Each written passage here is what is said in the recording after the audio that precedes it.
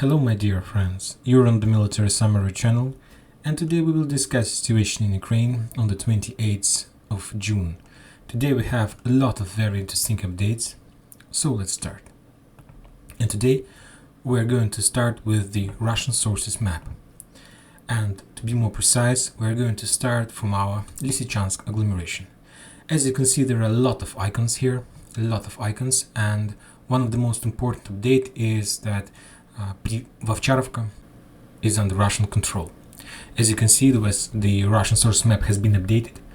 Furthermore, there was an interesting report from the LPR military authorities. So you need to understand that the situation in Lysychansk agglomeration is much worse than you can see on the map, much worse. So the thing that you can see on the map right now is, like I said, it's like a stable situation, and if everything was like you can see right now, Ukrainians would be able to stand at least maybe a week, but everything is much more worse. So first of all, the Russians established control over the west part of the Lysychansk oil refinery, this one. And that was a very nice step because from this point they they established some defense here, and furthermore they fixed and pressed every single attempt of Ukrainians to attack the offensive group that were moving from Vovcharovka towards Lysychansk.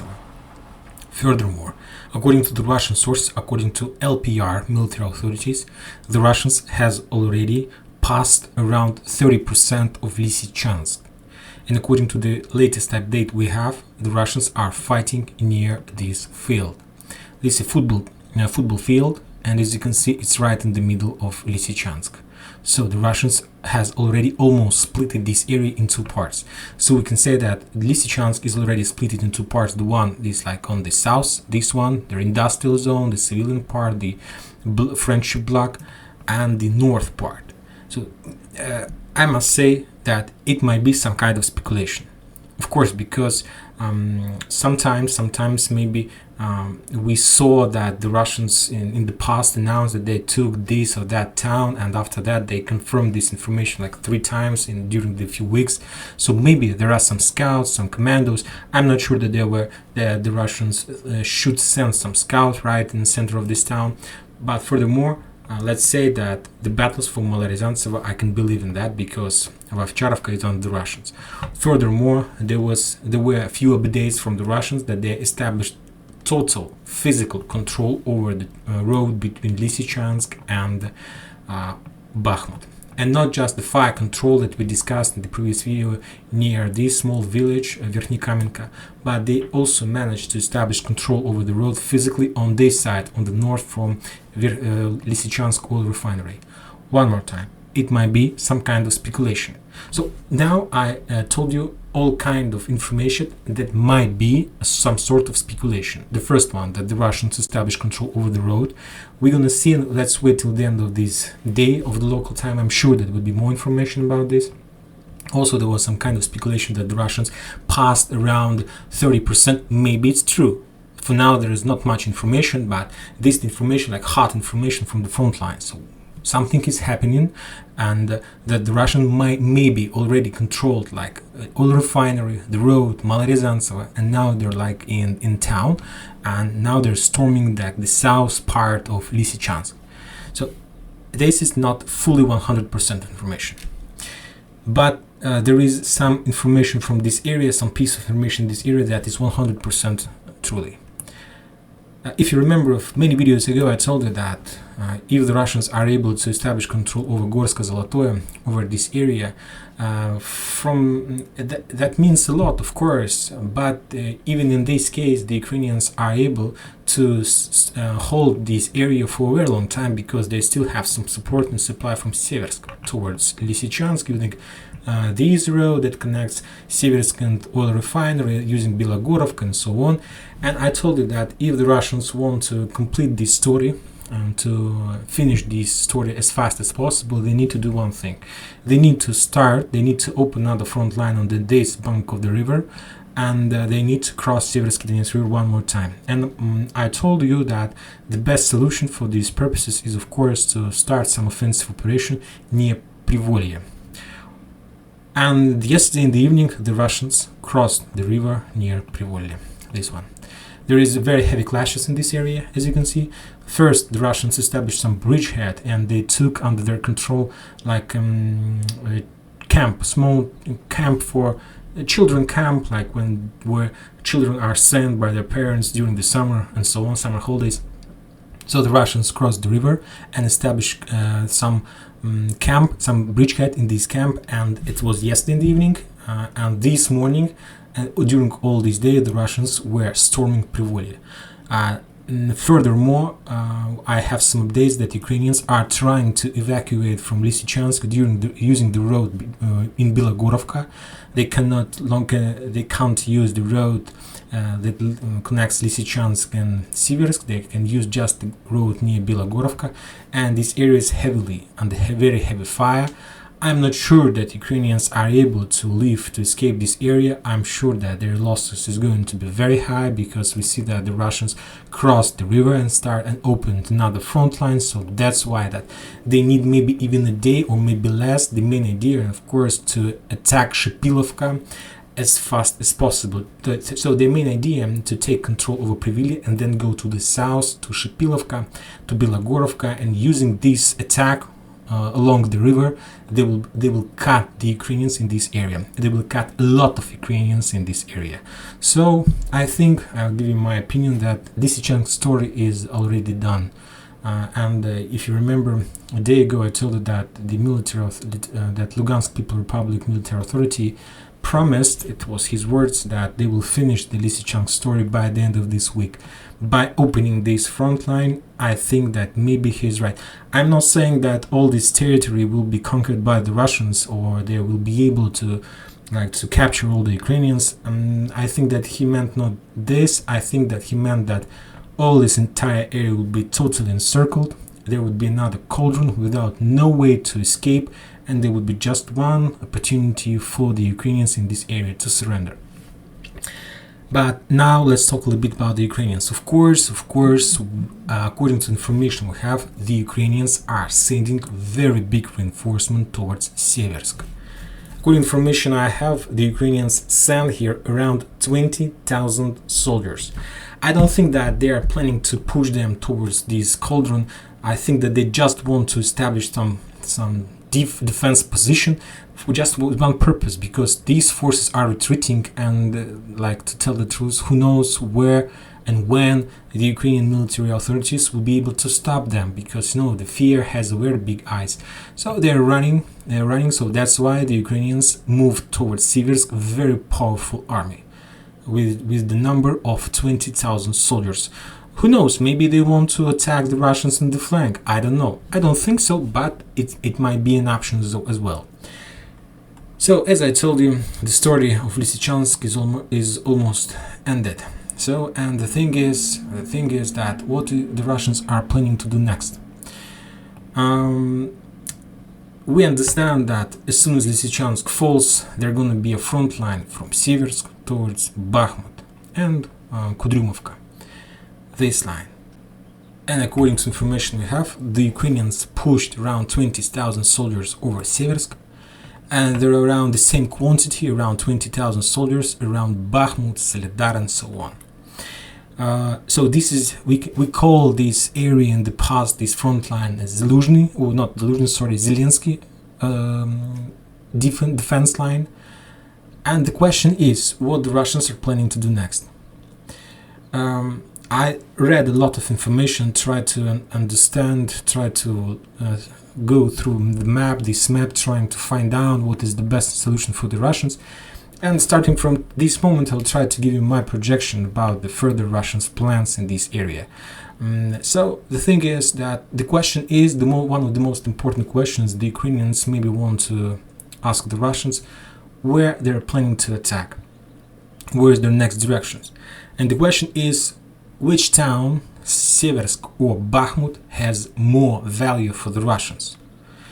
And of course, if we compare Bakhmut and Seversk, we can say that, it's my opinion of course, that Seversk has much bigger value than Bakhmut.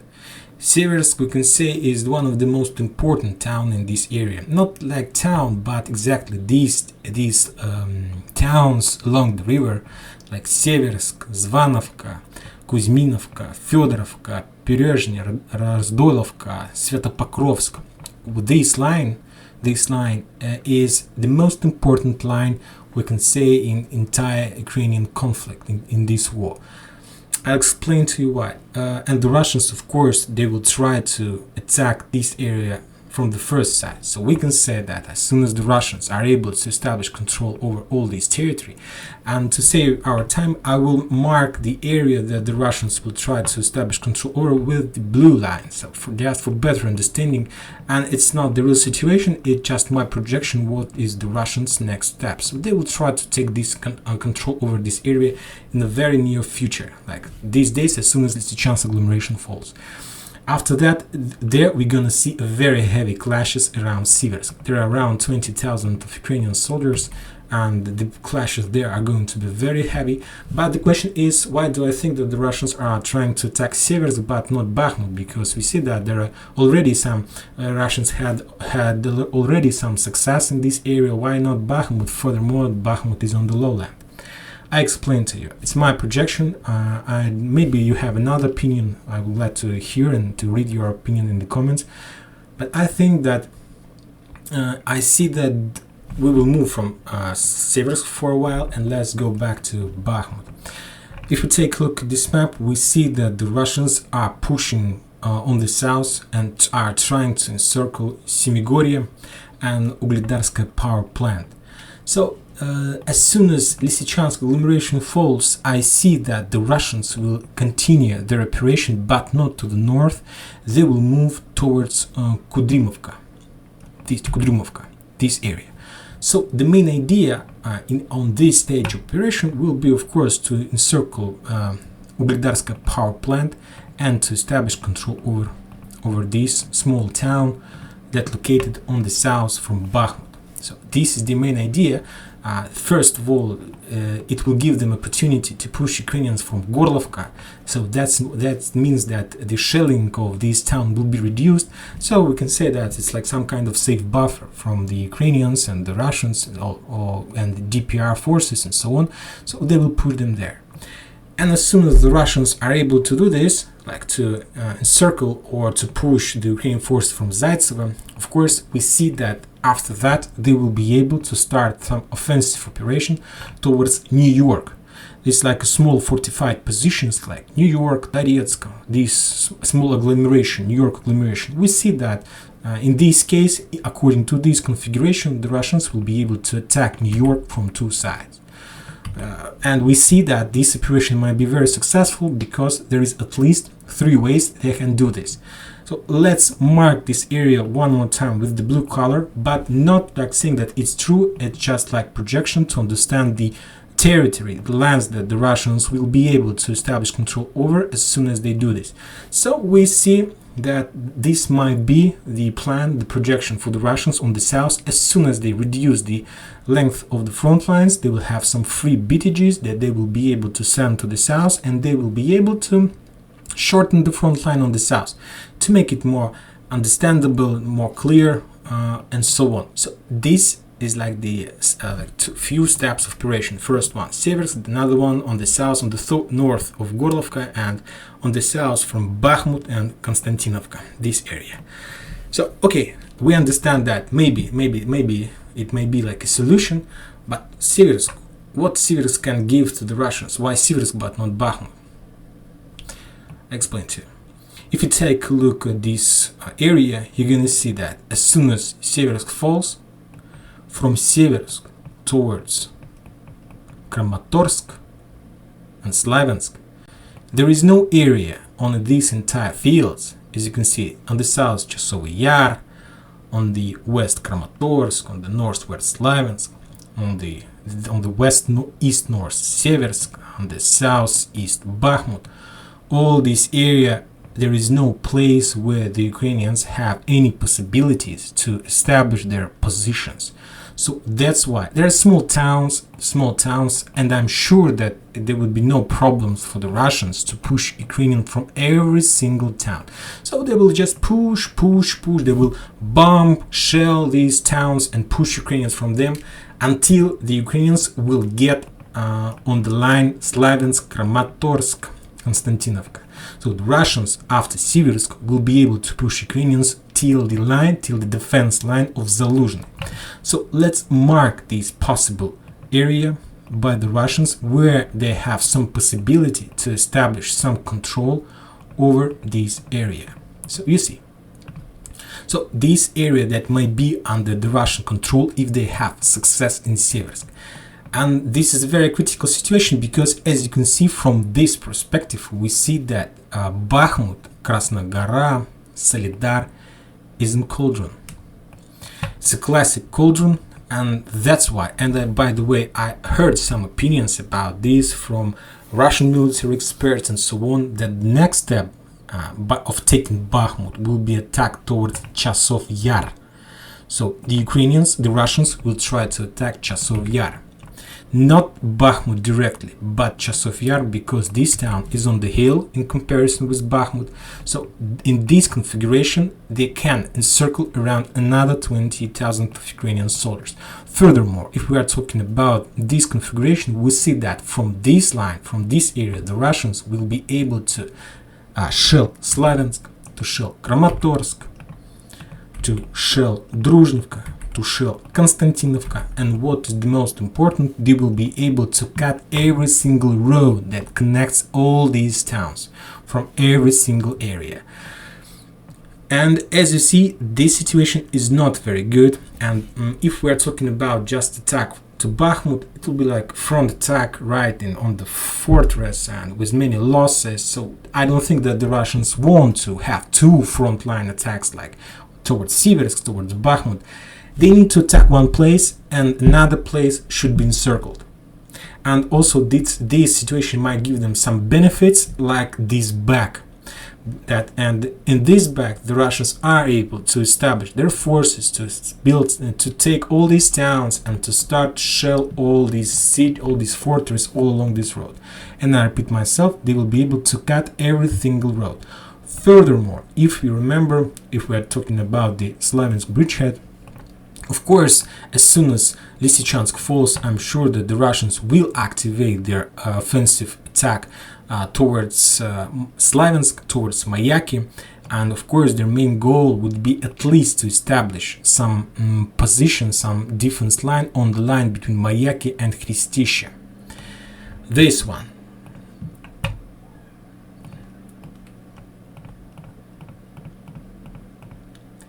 This one. And as you can see from this configuration, exactly from this configuration, Slavyansk will be also half encircled. So, and the Russians already with this configuration will be able to cut the road between Kramatorsk and Slavyansk, as you see. And also this configuration opens the Russians opportunity and real real understanding of their attack towards the final road from Barvinkovo towards Slavyansk that supplied Slavyansk on direction from, we can say, like Suligrovka, Brashkovka towards this Gusarovka. And that's it. We can say that Slavyansk with this configuration is already encircled. Bakhmut, Krasnogora, Solidar is already encircled by attacking Chasov Yar. Of course, the Ukrainians will defend themselves, will try to stop the Russians, but this is the reason why I think that in this case the Russians will in this configuration we see like three roads of attack. Izum, Kramatorsk, Slavyansk, Severodonetsk, Seversk towards this back, and on the south from Svetlodarsk towards New York. In this case, all these defense line Ukrainians will collapse, and very soon. So we'll see what the Russians will do. First, of course, they need to to pass through the Slavyansk forces, and there are around 20,000 soldiers. That's a lot. We understand that the Ukrainians still are able to save at least maybe 50% from Lysychansk agglomeration and move them towards Slavyansk. Maybe the Russians won't be able to cross Slavyansk. Who knows? Maybe the Ukrainians have power to stop them and wait until the West supplies arrives. Who knows? But I repeat myself, I think that this is the third phase of this Donbass arc operation. Now let's talk a little bit about the polls I created on the channel. As you can see, I prepared two questions. The first one I published yesterday, and the question is: do you think that Ukraine will be able to win this war? And there was around 5,000 of our members who answered the question, and as you can see, just 9% believes that Ukraine are able to win this war, and 91% thinks that Ukrainians are not able to do this. The second question is if the Russians, if they continue to advance after the completion of the operation in Donbass. I'm not talking about Lysychansk or Severodonetsk or Kramatorsk, Slavyansk. I'm talking about all these towns. If you take a look at this map, I'm talking about entire area that we marked with blue color and so on. As soon as the Russians are able to, if they are able, of course, to establish control over this town, which region do you think they will go first? As we can see, most of our members thinks that the Russians will start their offensive operation towards Nikolaev, Odessa. So if we take a look at this map, so we think that majority of our members thinks that the Russians will try to attack the south, trying to establish control and to connect with Pridnestrovye, and trying to connect Transnistria with Kherson area and to cut the Ukrainians from the sea. The second option is Kharkiv, Sumy. It's the north, like this area, Kharkiv and Sumy. I took Sumy because maybe this also important town. Maybe I just should announce it about the Kharkiv. I don't know, but this direction is the second in popularity. The third place is Zaporozhye, Kryvyi Rog. If we take a look at the West Sources map, we are talking about this Zaporozhye. So this may be some kind of attack from both sides toward this town, like to encircle and stable connection between Zaporozhye and Donbass, because by this time this area maybe will be captured by the Russians, and the most likely is that the Russians will start their offensive operation towards Kiev. It's 1%. It's just 1%. So this is the situation. If you ask me, my projection, in my opinion, that the Russians, as soon as they finish the Donbass arc operation, and if they do a decision to continue, my projection would be that the Russians will start the Kharkiv operation. Of course, to tell the truth, if we compare everything, all minuses and pluses, of course, it should be Odessa and Nikolaev, but I have some idea and I have some understanding of the situation, my personal understanding of the situation, that the Russians will start the Kharkiv operation. And this Saturday, for my patrons, I will describe my vision, what is going to be, why the Russians will start the Kharkiv operation. Of course, we understand that's not 100%, but if you want to see my version, my understanding of the situation, it's Kharkiv, and I'll explain to you why is that. And believe me, you will be surprised. And that's it for today. Thank you for watching. Subscribe to my channel, put your likes, join my Patreon, and have a good day. By the way, Military Summary channel condemned any violence in Ukraine, condemned any violence among civilians that took place in Kremenchuk Mall. Of course, it's very bad that civilians suffered in those attacks, and it's also very bad that Ukrainians established their military objects near this mall. So, and okay, have a good evening. Bye bye.